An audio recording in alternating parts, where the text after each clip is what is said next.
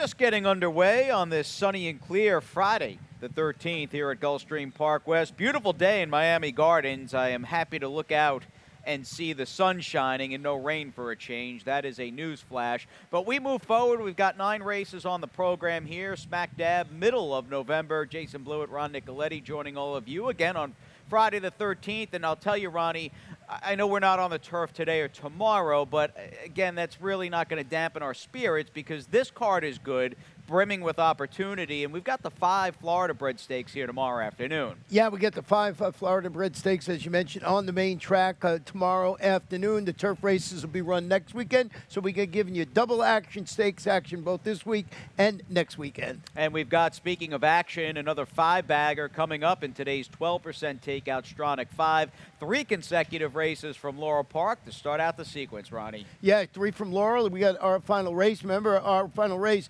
has been taken off the turf this afternoon, so make sure you get those scratches. And then we ended out there in Northern California at Golden Gate Fields. Now, we had somebody alive yesterday. Slippy was carrying the Rainbow Six hopes and dreams of somebody and didn't really show up with a good race, so that means the jackpot, which was alive for $100K in yesterday's 9th race, does live another day, live to fight another day. $125,000 the guarantee. Ronnie will have his ticket in the 4th, and I'll take a little gander at this early pick 5. And looking at, speaking of early, the odds at this point, and we are way out from the first, I would love to lock in 25-1 on the 9 Bomo Scene, who's not going to be anywhere near that price. He won't be favored, of course, but I'm 1-9 here. I have no issue, despite a rather professional-looking maiden resume at 0 for 12 with the rail horse, the 1 Nimble Beast. I just don't have an issue with him as the horse to beat in a race. I had a bit of a price play on top for Peter Walder, but that horse scratched.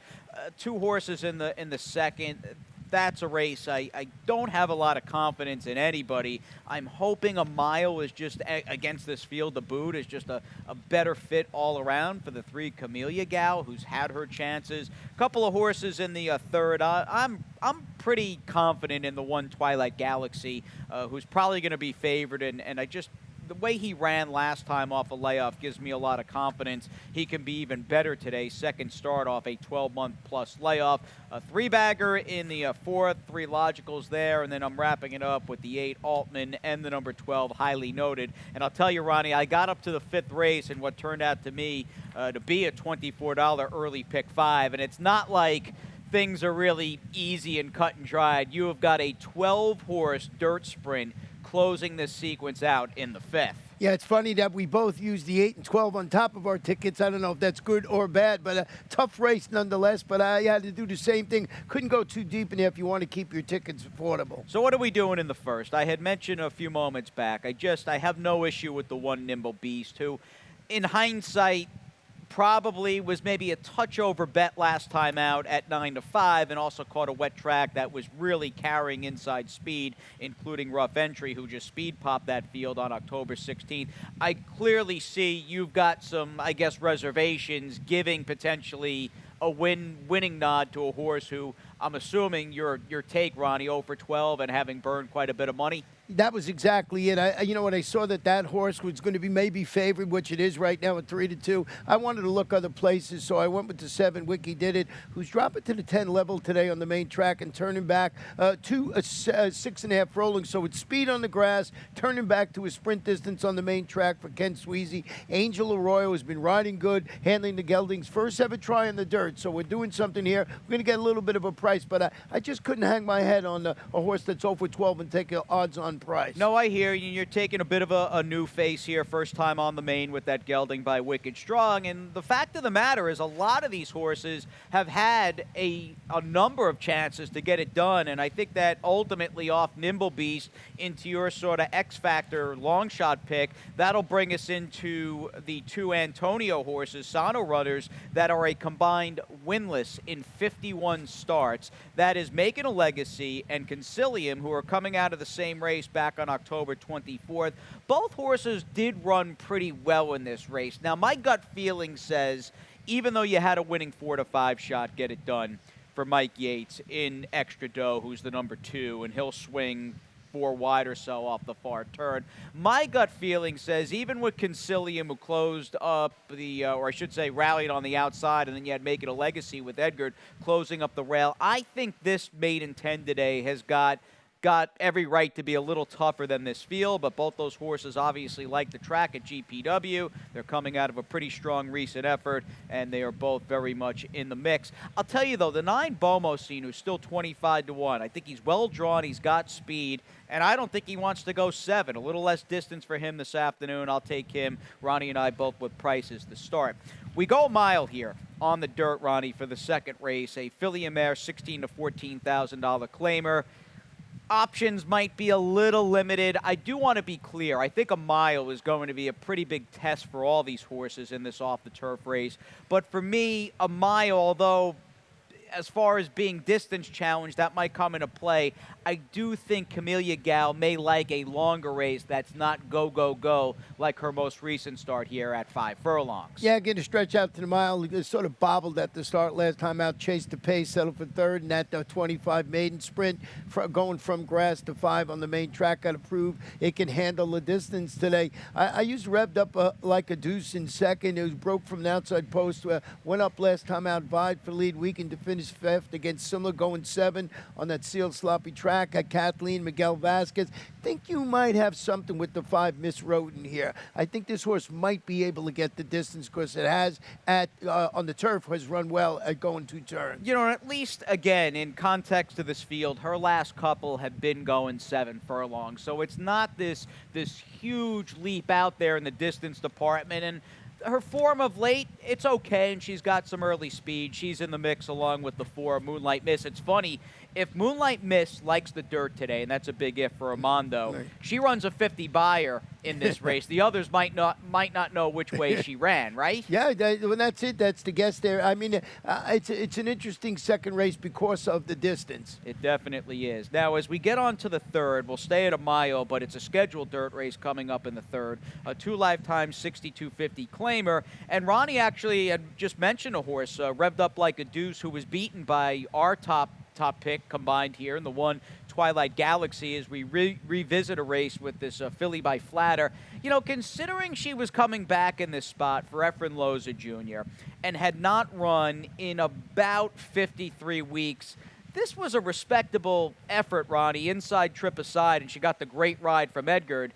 And I'll say another thing, you know, winning off a year-plus layoff at a very demanding 7 furlongs over a wet track, this was a double check mark for me. And we know Efren is a very good trainer. He doesn't start that many horses, but he doesn't waste a lot of starts. When this guy leads them over, they are usually sitting on an A effort, even if they're a lower-level claimer. Yeah, and you put this horse in a logical spot. Nom winners of 2 in life, $6,250. Reason I put this horse on top of my ticket. I was really torn between that horse and Nationalist, who we both have in second, who's cutting back to the mile. Made a move for the lead and settled for second last time out. That was going behind that. Repeat winner was back on Sunday, I believe. And what price is she going to be? Yeah. I needed the Keela in Yeah. Sunday's last race. I mean, she could be 4 to 5 in that spot. Yeah, and you know, going a mile 70 yards last time out for Mauricio Fuentes. Got his son Mario in the saddle. But before that, I want to show you stat on the number 8 La Vexia. We actually have the same super in here, Jason. This one dropping to the 6th level today.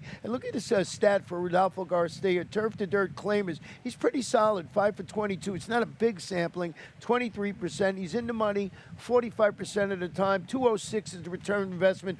With that said, I still think the race goes through Twilight Galaxy and maybe Nationalist. I was torn with putting the one of those 2 on top. Yeah, I saw Pete on the line, I think, had them only separated by a half a point. I mean, he's really got them smushed together in the race for favoritism. And the 8 La Vexia did make that turf to dirt move 2 back and was a respectable third in a race that may have been as good as this one as far as the quality over at Gulfstream Park when third behind Tokyo. She is outside of the top 2. She is a dangerous horse as we take a little breather here with the first segment down. Chasing the Rainbow in just a few moments.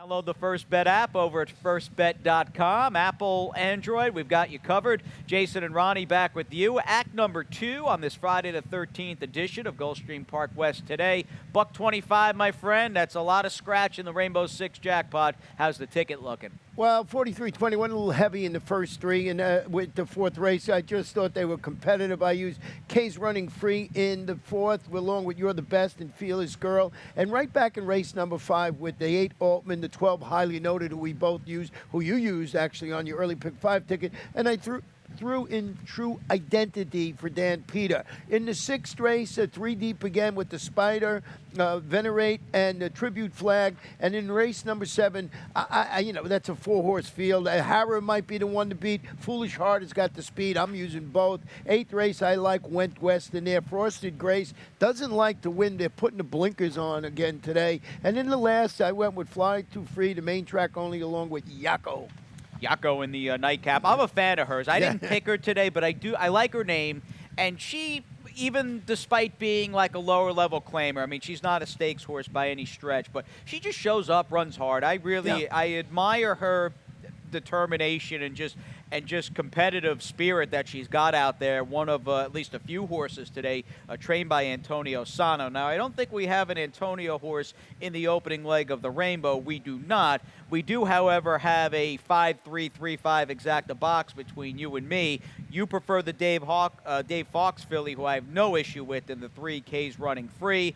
I wound up going to the 5, You're the Best, who won race and maiden claiming company. That was a sloppy track against a well-meant Safi trainer change at Antigone. I'm willing to give this Daughter of Malibu Moon, Ronnie, over the fast footing, another go of it this afternoon for Victor Barboza Jr. Well, you might be onto something. Look at this stat with Victor Barboza Jr. with a horse returning from a 61 to 180-day layup. Maiden claimers, sprints on the dirties, 8 for 16, 50%, 81% in the money, 257. Every time I do a stat with Victor Barboza Jr., I end up with my mouth agape. Yeah, it's minimum like a minimum 40% strike rate in the win column. Yeah, and I always show them because I'm amazed by them. That's really to do. But I did go with the 3 K's Running Free, who's turning back to the sprint. First race in surrendering that late 2-length lead when finishing second against those 40 maidens going a 1-turn mile on that sealed track over at Gulfstream Park. David Fawkes, Hector Berrios. I think these are the logical 2. Fearless Girl I also used on my Rainbow Six ticket for Rich Silvestri. Edgar Zayas certainly adds to the appeal. Definitely, and she has something going for her, perhaps the 2 Fearless Girl. The other 2 horses we just discussed don't. She's never started a maiden claiming company before. It is down in class, and I would imagine will show a bit more speed. In fact, I could see her with the drop to 35, maybe out sprinting the inside horse Divine Martha and being the one to catch. We'll see. 5th race, as our Friday the 13th festivities continue at Gulfstream Park West, starts the late pick 5. I'm 8, 9, 12, obviously mid-pack towards the outside in this opening leg. I lost my top pick, and I felt as though the 4 Black Hope was just simply the horse to beat by maybe not a crazy big margin, but I felt he looked pretty solid in the 6th, along with the 9, who I wound up singling in the Spider for Kelsey Danner. With the scratch, I was going through that race multiple times. I don't really like anybody else outside of the 9, the Spider. So his recent races they've been okay. And he's drawn outside, and I'm hoping any one of his last 3 or 4 efforts will put him in the mix. I opted to just stand alone with him, and I'll lean into him in an $18 play. I'm with you. Foolish Heart, Ronnie, has the speed, lost to a filly that I like a lot in Whole Bodemeister. The 5 Harrow should be favored, though, and she ran great off that layoff returning from Saratoga. The highlight for me, though, Ronnie, today is the 8th race. Even though we lost As Seen on TV, who, by the way, is cross-entered here in the Millions Preview Sprint tomorrow afternoon for trainer Kelly Breen. You've got, that's a really solid field of horses in the Friday featured 8th. Did you go with Went West or did you go with Frosted Grace? No, I wound up taking the number 4 Lusitano. Lusitano, who you liked last time, and I got a little lucky there, and I wrote my analysis. I had to thank Running for Riz again, who I liked and paid almost $40 in that spot. Right. Yeah, but I thought Lusitano ran a good race. and is now slotted as a Rohan Crichton new claim this afternoon. It's a step up, don't get me wrong, but that horse has really, I think, found his niche as more of a late-running, one-run sprinter on the dirt after having a pretty diverse career up through the start of the summertime. So I'm going to take the 4 Lusitano in that 8th race, but that is a good field of horses without a doubt, and a very worthy Friday feature. We backtrack, and it's kind of a different, I guess, side of the coin in this one, but not an easy race by any stretch. I mean, you're dealing with a 2-year-old $16,000 maiden claimer at 6.5 furlongs, and take your pick. You've got 12 in the race, and for me and Ronnie Boy, it's a cold 8-12 punch here. It always cracks me up when you got a big field like I know. this. Oh, It's ridiculous. Drop it to the 16 level, turn it back to 6.5 again after stalking the pace. Failing to fire against those 25 maidens going that 2-turn mile here. It's Kathleen, Edgar Zayas handling the combination, drop down, and just turn back in distance. I thought that was a logical one. Highly noted, breaks from the outside. I thought he was a logical contender for Gilberto Zerpa with Paco Lopez in the saddle. Yeah, that's a rider change. Not that Treos did anything wrong, but it never hurts picking up Paco. And you had liked Highly Noted last time. He was a good price and ran a good race, and see no reason why he wouldn't be a contender here running for $16,000. The horse that's probably going to take money that I don't particularly like, and maybe a foolish opinion, we'll see, the 3 True Identity. He just hasn't run all that well to this point. Is it the drop to 16 that may wake him up? I actually wrote in my analysis, he finished that so-so third at the distance against 25 minutes. It's nothing great. I mean, I basically used that horse as a little bit of saver on my Rainbow 6 ticket, but I think the 8 and 12 might be the logical 2 in there. So we'll see. Big field, as you mentioned, so lots of things can happen. That might be the separator in the Rainbow 6 and the late pick 5. Well, I even think, mentioning that 12-horse field a little more than 24 hours ago, 5th race yesterday, that was the final piece to a 50-cent early pick 5 that paid over $46,000. Yeah, so $46,000. I had none in that fight. I know. I said on the air for the 6th, I said, do you get any money for having no winners in the sequence? Because I think I took the big donut there. But anyway, that's the 12-horse capper to Friday's early 5. Now, the 6th race, again, I was saying with my late pick 5 play, I was pretty bullish on the 4 Black Hope, and I really felt he was going to be a pretty not crazy short price. But again, I thought he was the favorite. And, the point is he's out. Maybe that takes out a little bit of speed from the race, but I still think the 5 Siesta Moon's going to go. The 8 Pricey Victory's pretty fast, and lo and behold, you and I both took the 9, the Spider, whose recent form is okay in context to this race. My question, though, Ronnie, before you talk about the 9, the Spider, did you like Black Hope as well? Yeah, I'm trying to think. I don't think it was my best bet, but I definitely had it on top. I almost was going to make it my best bet. Right. So I was in agreement with you. When I scratched into the Spider, that simple, drop it to this level, stretching out to 3/4 today after finishing that improved third when facing those 2 lifetime foes here in a race move from turf to 5 on the main track. Kelsey Danner, you mentioned, got a go-to jock in there, Angel Arroyo in the saddle. Venerate and Tribute Flag for me to close out my trifecta in now. Yeah, for me, it's the 3 Money House. Don't know about his recent form, but he is second off a little bit of a layoff for a pretty shrewd outfit that owns that gelding, and maybe he can run a bit better. It is a pretty modest-looking field of restricted claimers there in Friday's 6th. 7th is on the main. We'll go with a quartet, in fact, at 5 furlongs with this 2-year-old filly allowance optional claimer. And you and I saw the race exactly the same. You've got Hara, who may land in a pretty good trip here when you consider Flashtown on the rail looks like she's a send. Foolish Heart's pretty fast, and she's going. Hara may get a good trip, and although she lost a tough one, I think she ran pretty well against a Mike Yates filly that I like in Briella since returning to Saratoga last time out. Yeah, no, she was absolutely sharp in defeat when she returned from Saratoga to get beat just that neck in that $60,000 optional claimer going 5, in that rained-out affair on the good main track. Foolish Heart, they would be foolish not to put this one on the engine, and I know Carlos David knows what he's doing. And Angel Royal. Well, this one will be on the engine. If he gets loose, it could be dangerous. But I just think the other two horses in the race, in my estimation, sort of window dressing for what's going to happen with these two other two horses. Yeah, there's a very high probability they're just far superior as far as ability goes, both the three Foolish Heart and Hara, just matching them up and comparing them to the one Flash Town and the four Queen Domina. Foolish Heart, maybe less is more, and going 5 might be a positive for her. And I think she was beaten by a pretty nice filly last time out in Hull Bodemeister. Now we step up. Main event here, Friday's featured 8th, a really nice race at about 4:10 in the afternoon. We'll go the 6.5 in this high-priced allowance optional claimer. We did lose as seen on TV, but between the 4 Lusitano, the 3 Went West, who's been solid in all 4 of his races, and the 1 Frosted Grace, you've got yourself a very intriguing 3-horse matchup. Let's talk about Went West first, though, who's a private buy, was owned by Gary and Mary West, purchased privately by Louis Russell, who seems, Ronnie, to buy. I mean, he's pretty active as far as scooping up horses privately, not out of the claim box. Yeah, and it's interesting. He owns Went West now, and Lusitano was claimed from him last time out, so he's got double interest in this race. And you Went West, and now in Louis Bond, the son of Union Rags, makes his local debut after a couple of solid sprint efforts at Monmouth while in the Kelly Breen barn. He was second to Chivalry at Gulfstream in the 2019 Buffalo Man during his 2-year-old campaign. So he's got some class there. He's had some good races up there for Kelly Breen. We'll see how he runs there. You're going to talk about the 4 Lusitano. Frosted Grace, very talented son of Mark Valesky, just doesn't like to win, so they're putting the blinkers back on. I would not be shocked if that horse won.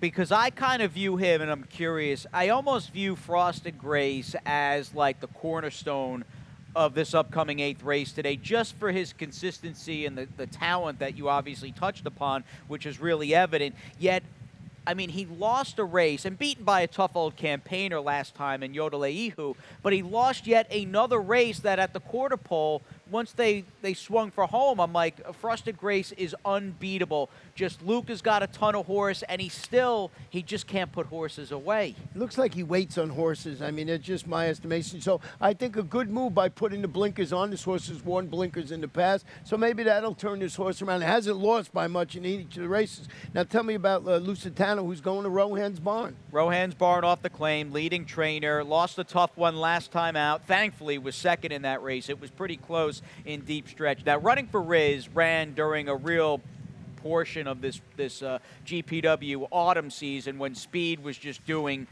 great, and horses were getting loose and Speed was carrying. Lusitano, though, despite a very mild stumble, put forth a good effort in this race, and I think this horse has found quite simply his niche fairly late in his 5-year-old season. He had a fairly eclectic career up to that point. I mean, just a brief snapshot, routing on the dirt, long on the turf, sprinting on the turf, but I feel like he's really kind of leveled off and he's come to hand over his last few, and I think he's got some quality, and maybe the time is right where he can combined with that good Gulfstream Park West debut, he can take another step forward for a trainer that does have a penchant, Ronnie, of just moving horses up out of the claim box. Yeah, he does a good job, and, he's our leading trainer, so certainly you have to respect it, and it's going to be an interesting race. I think those are the logical 3. See how it plays out, see if Frosted Grace can get that elusive victory. Now, somebody's going to bust through in this off-the-turf 10K 3-and-up filly and mare Friday nightcap. Again, this is leg 4 of the Stronach 5 this afternoon.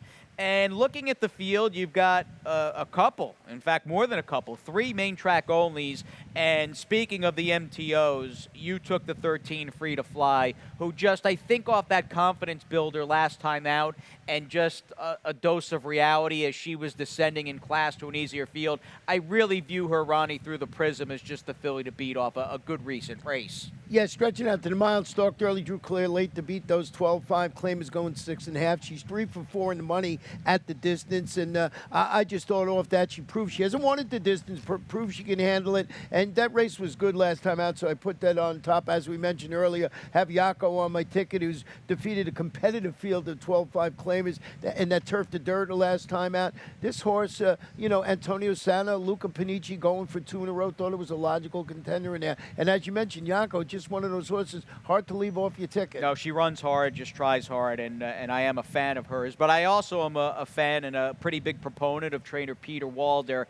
And this call, taking Papa's Little Girl on top, for me is just a Peter Walder play in the last. She did not run well off the claim. In hindsight, probably aimed a little too high, maybe a little too ambitious in that Florida-bred restricted race. She's back down in class, and her effort two back wasn't all that bad. So I'm going to take the number 1 Papa's Little Girl for Peter, second off the claim in the nightcap, as we catch up, Ronnie, in the meantime, with track announcer Darren Gagne for the scratches and changes. He's been doing a good job, hasn't he, right here at GPW? Not a tough place, not an easy place to call, excuse me. And after that rain yesterday, he did a fantastic job. Absolutely. So we got a little Darren action coming up, scratches and changes, and wishing everybody the best of luck on this Friday the 13th here at Gulfstream West.